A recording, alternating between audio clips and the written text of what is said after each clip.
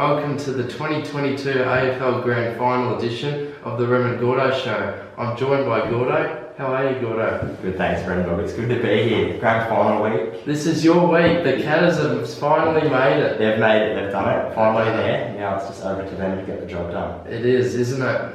We'll kick it off with the prelim finals review. So we'll go back to Friday night, where your Catters had an absolute unbelievable night at the MCG, downing the Brisbane Lions by a massive margin. How did you feel? Oh, it was unreal to be there. I was a bit nervous coming into it. I didn't know how Brisbane would go. Two big games in a row they played, one against Richmond and one against Melbourne. So they were coming into it a little bit sore. Geelong obviously with the week off in history, not proven to be such a good week, but they looked sharp at training throughout the week, and they really came out firing and took the game away from Brisbane, didn't they? Just midway I think through that second quarter, or just even the second quarter onwards, you just really took the ascendancy away from Brisbane, and they looked lacklustre, and you took full advantage of them. So it was an unbelievable performance by the Catters.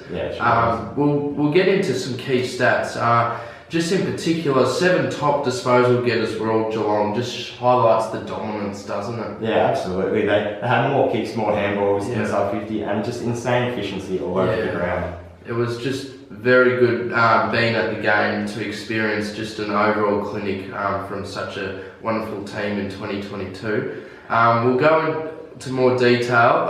More kicks, handballs and inside 50, and as Gordo said, insane efficiency. And then Dangerfield best on ground in our book. 2 goals, 28 disposals and 22 kicks. He really set the tone early, I thought. That first goal that he kicked within 2 minutes, just really put the foot down and took it to Brisbane after that as well. He kicked the footy, which I really liked as well. He was dominant, attacking, back to the Dangerfield of old. And so much strength to kick that ball from 40 or 50 metres on one step was absolutely magnificent. It was phenomenal, wasn't it? Brisbane were just beaten in all areas and in all stats as well, just all around the ground. So great performance by Geelong to win by 70 points in the end. Alright, we'll move on now to the Sydney Swans and Collingwood match. What a game this was. Came down to the dying moments. Sydney had to get that ball over the line, otherwise Collingwood nearly after the siren. Yeah, it was so close in the end, wasn't it? It took a 36-point lead and Collingwood brought it back like they have done all year. I thought Sydney too strong in the end. They played 3 really good quarters of footy. To win by a point, I feel like the game ebbed and flowed, but Sydney dominated most of the game, except for that final quarter where Collingwood got that ascendancy and just kicked goal after goal to really make the match a real contest. Wasn't it? I think the Swans, their game style is so exciting to watch. They took away the Pies' rebound off half back. I thought Dacos and De Goya were a little bit down. Exactly. They just had all the play. They short kicked it when they needed to. They went fast when they needed to. They're a really exciting team to watch. Absolutely. They match up terrifically against Geelong. And also Will Hoskin-Elliott and these type of players, Bianco, Sidebottom, just got involved, and Sydney looked lacklustre. It's like they stopped completely. In that fourth term, definitely. So pretty lucky Sydney, I reckon, in the end to come away with this win. I think they still deserved it though. They did outplay Collingwood. They did. In 3 quarters of footy, and they sort of dropped off in the last, but they were good enough to hang on for the win. In particular, just the more efficiency inside 50 was a big one for them in the win, and Papley's effort was amazing with those 3 goals. Just when Sydney needed someone to stand up, he was the one, wasn't he? Yeah, he sure was. I also think Crispin and Pendlebury were massive for the Pies. Whereas Mills and Parker for the Swans equalled that, definitely. But Papley, I think the difference in the end, 3 goals too. So that makes it a Geelong-Sydney Grand Final. So we'll preview that now.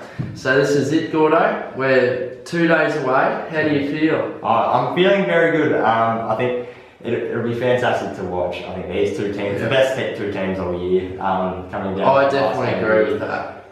Is anything in particular that you're looking forward to? I'm really looking forward to the matchups, especially either down forward and back, especially Hawkins and whether he gets picked up by a Dane Rampy or a Tom McCartan. That would be interesting. And I wonder if young Jaconing ends up going to Buddy in the end. I think Geelong will pay Buddy the respect and put Jaconing on him.